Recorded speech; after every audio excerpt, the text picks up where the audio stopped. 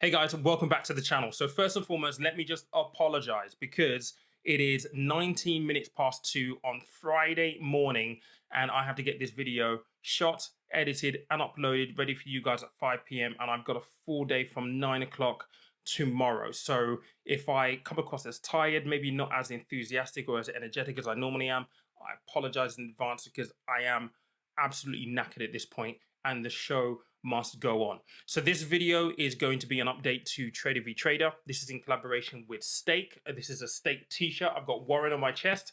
Thanks to Andrew over at Stake for this this and the hoodie that I was wearing on the video on Tuesday.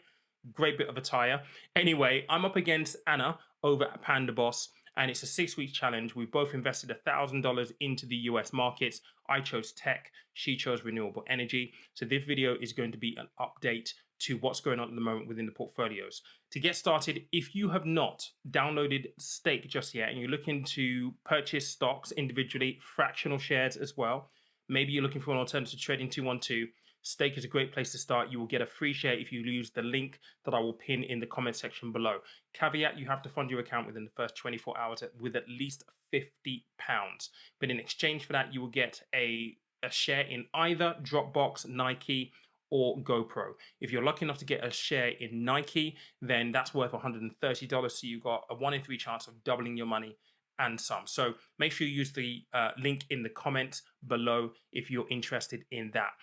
Let's get going with an update because there's quite a bit that I want to talk you through and quite a lot that has happened with the tech stock bubble, it seems.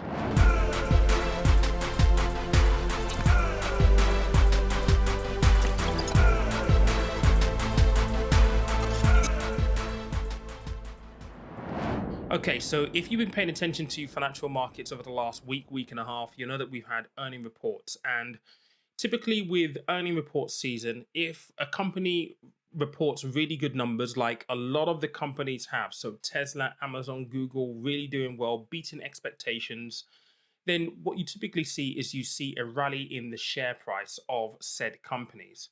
However, this time that hasn't really happened. And I think there are a number of reasons behind that. And it makes us kind of even more so validate or even think that it's valid that we are in a tech stock bubble. And I think this is really, really important if you are investing currently and you're holding tech and you're looking at it thinking, why is this down after positive earnings reports? I think there are a number of things at play here. And I just wanted to spend a little bit of time just talking about that specifically. Now, like I said, typically you will see that the share prices will rally with really good numbers. I mean, Amazon is a prime example.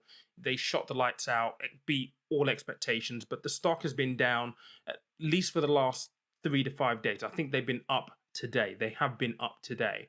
And I think it's a combination of factors that we're looking at here, particularly when you look at, the likes of the tech sector in general. I really do believe that, there is danger of, impending rises in inflation in the States and bond yields potentially going up, interest rates potentially being moved to combat increasing inflation. I think concoction of all of these things has kind of almost given the jolt to people to really think about what their investment strategies have been, particularly when it comes to the utilization of your money and where you put your money for the best returns possible. For example, if bond yields are going up, so if you can get more from a bond, from purchasing a bond, whilst it might not be directly comparable to the market, you have to think about the fact that, well, a bond isn't as risky as being invested in the stock market. So many people will be happy to make a sacrifice in maybe not making as much money, but having a sense of security around the money that they have. Same thing applies when it comes to inflation. Well, if inflation were to increase around us and the cost of living goes up, the cost of things that we buy on a day-to-day basis go up, then if you're strapped for cash and you haven't got an emergency fund, you are invested in the market, you may be thinking about cashing in, taking profits because markets have been at an all-time high just to give yourself that financial cushion. And I really do think there's a little bit of that that's contributed to where we are right now with some of the tech stocks being down as they are. And if you look at people like Tesla, for example, even though they beat all the expectations and the numbers for the next year are looking really, really healthy, they have had challenges of their own. The factories that haven't been built in Germany, there's a delay to that 6 month delay now, and there's two factories they're looking to build that are being delayed right now. You've also got the issue of the worldwide chip shortage. This has impacted manufacturing, the production lines. In fact, Tesla have actually had to shut down the production line for the Model S and the Model X, not purely because of the chip shortages, but because they're actually redesigning the interior to those cars to be more uniform, with the Model X, with the Model Y, and the Model 3. And these are really important things that I think have come to bear that have really impacted the share price, not to mention with Tesla specifically. There's lots of competition now. And so the company has to get a lot right moving forward. So if you're looking at your tech stock portfolio right now, you're thinking, oh my God, what's going on? Believe me, it's not just you. There are a lot of people who are thinking about that as well. But as you know, for this challenge specifically, I chose the tech sector, and I chose 15 companies altogether. Now, over the last week and a half, I've actually changed my tack just a little bit. So this is the portfolio in Stake right now. So what is different with what you're viewing right now? Yes, Stake have just launched desktop. So if you like real estate, like space to really view things, this is absolutely fantastic. And I'll show you some of the key things within this in a moment. So this is the portfolio. Currently, I am down. So I am down. Well, I'm up for the day. That was yesterday, by the way. That was yesterday, Thursday, 1.15%, but I'm down overall as part of the portfolio. And as you can see here, I'm now holding three companies specifically. So what I did last week was just before the earnings call, I took a position in Amazon. So as you can see, in terms of the proportion of the portfolio here, I've got my largest weighting in Amazon.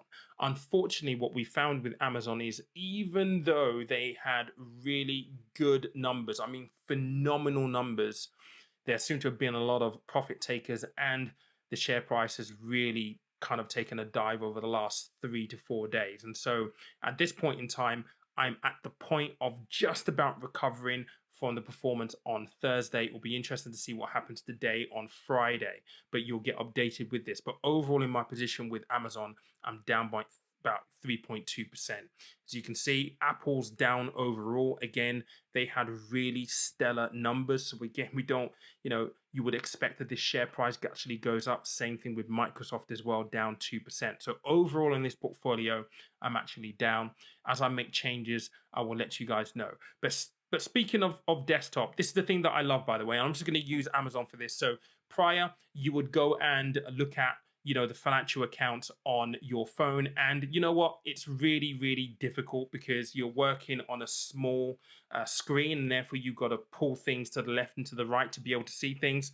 It's really, really great with this. You've got the analyst ratings there. If you did just want to go and see full accounts, you can actually see all of it in one place. I think the desktop introduction from Stake is perfect. It's one of the reasons why I really like using the likes of eToro, because you can use it on a desktop. So when you're sat down at a computer, you can actually blow the screen out and see things a little bit more clearly, and into more detail. And this is going to be useful if you're going to be comparing years and doing ratios and doing calculations. You need a big screen for that. So the fact that they've actually introduced this, I think, is really, really, really awesome. And look, if you've not used them, definitely go check them out right here. But yeah, the features are all there. You've got news and all the stuff that you have come accustomed to. What I want to do for a part of this video is I did do some comparisons in the research preparing for this video. And when I made the change around shrinking from 15 stocks down to 3, I was questioning, am I doing the right thing? But I ran some numbers yesterday I want to run by you. So in the original portfolio of 15 companies, performance from Thursday, so yesterday, would have seen that the portfolio would have had 8 companies in the positive, but 7 companies in the negative. Now, I've had a look at the daily performance for each of them, and the 8 companies that were up yesterday, that is Thursday, were Qualcomm, Nvidia, Applied Materials, Microsoft, ADSK, AMD, Google, and Apple. Those were the 8 companies that were up. If you look at how much they were up by collectively, they were up by 8.7%. However, the 7 companies that were down were Roku, Xpeng, Tesla, Micron, CRISPR, Ant Systems, and Badu.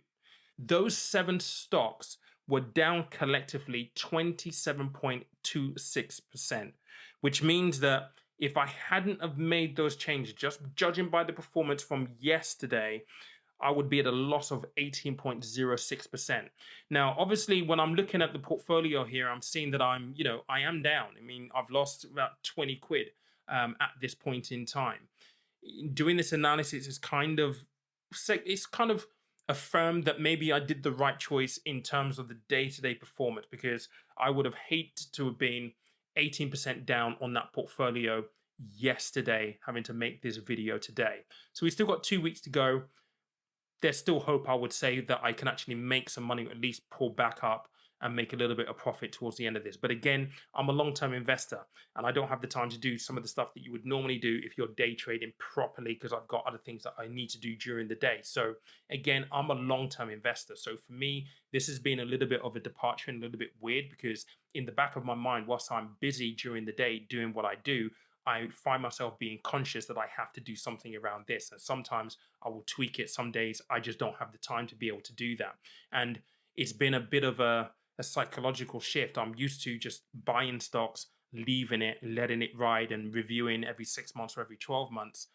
Knowing that I needed to do this every single day was a bit of a departure for me. And again, it kind of reinforces why I don't do this properly, because it's time and it's just having the ability to constantly monitor this. And I think this is important if you're the kind of person who's looking at investing and day trading really does interest you. I think there's a lot of people who do this really, really well and they do make profits. But I think, as always, with social media, you don't get to see the journey that they actually take.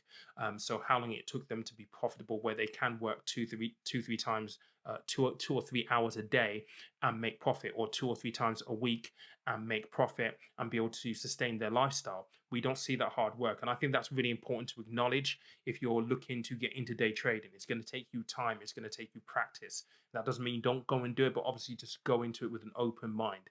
Another thing that I did want to do, and this is what I'm going to close the video on, is if you haven't watched the video on Tuesday, definitely go check it out right there. I was talking about 5 great stocks, and really it was about portfolio construction for your long-term strategy, right? And it was just giving you examples of companies that you could use to build yourself a solid foundation so you can go and speculate with SPACs, tech stocks, or speculative stocks, or growth stocks within your portfolio.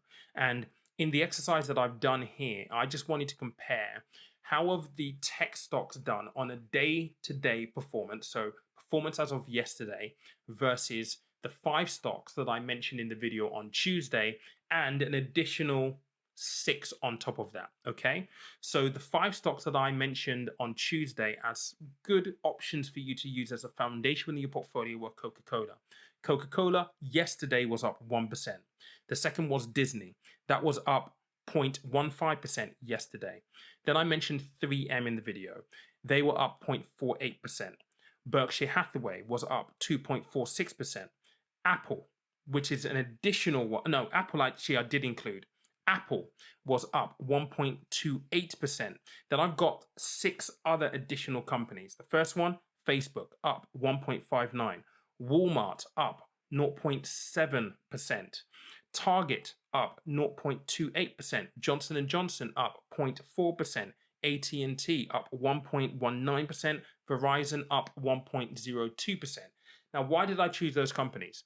5 of them I already covered in the video on Tuesday. So again, if you've not watched that video, definitely go and watch it. The other companies are strong companies. Facebook, been around for a while, a competitive advantage, right? The barrier to entry to take on Facebook is pretty high. No one's really going to come along and take them over. Then you've got Walmart, Target, big known brand in the States, right? And I'm speaking specifically about the States here because Stake is a US market expert. They're specialists in the US markets. It wouldn't be appropriate to mention UK stocks in this example. So Walmart, Target, big companies that have been around for ages. Again, servicing the public in terms of just day-to-day stuff. Johnson & Johnson products, fantastic. AT&T, They pay dividends, really big company. Verizon Media, also the same. A lot of these pay dividends. A lot of these are companies that have been around for a while. So I wanted to draw this parallel because I think it goes to state one thing, and I've mentioned this before: the fact that sometimes the company that you hear so much about, so the Teslas, the workhorses, all of these companies that capture our imaginations, the CCIVs and all these other companies, yes, they're sexy. Yes, they're spoken about on social media. But when you compare them to some of these other companies that aren't being spoken about so much, that aren't sexy, that aren't garnering the attention, they're also doing really, really well. And I wonder whether we pay too much attention to some of the stock videos that we see here on YouTube, where it's 10x this, 10x that, and whether we're missing just building a solid foundation that can serve as a springboard to go and invest in those kind of stocks more aggressively. That's just my thought. And I thought I'd bring some numbers to kind of give you a contrast. Let me know what you think below in the comments. I hope you enjoyed this video. Again, I apologize. I am absolutely knackered. I'm going to go into an edit straight off the bat once this is finished. And yeah, let me know what you think in the comments. As always, I appreciate you. If you're not listening to the podcast already, definitely go and check it out right there. On Sunday, guys, I have a live Q&A, which is going to be talking about retirement planning for those in their 40s and their 50s, people who realize that they are starting late. This has actually been requested by a number of people who have either said it in the comment section and have emailed me or messaged me on Instagram personally to ask for this. It's taken a bit of a time to organize because I've had to get an expert who's going to be on as a guest. So he's given up an hour of his time at least on a Sunday evening at 9:30. So if you know anyone who this might be useful for, or if it's going to be useful for yourself, please feel free to rock up 9:30 on Sunday. I really look forward to seeing you there. If it's not relevant to you specifically because you're in your 20s or your 30s, share it with your mum, your dad, your uncles, your friends, and acquaintances, anyone that you think it might be relevant to, anyone that you think might gain benefit from the session. But I look forward to seeing you on Sunday. I'm losing the dates. Look, losing my days. I look forward to seeing you on Sunday. Remember, money is a tool, life is for living. Have an amazing weekend.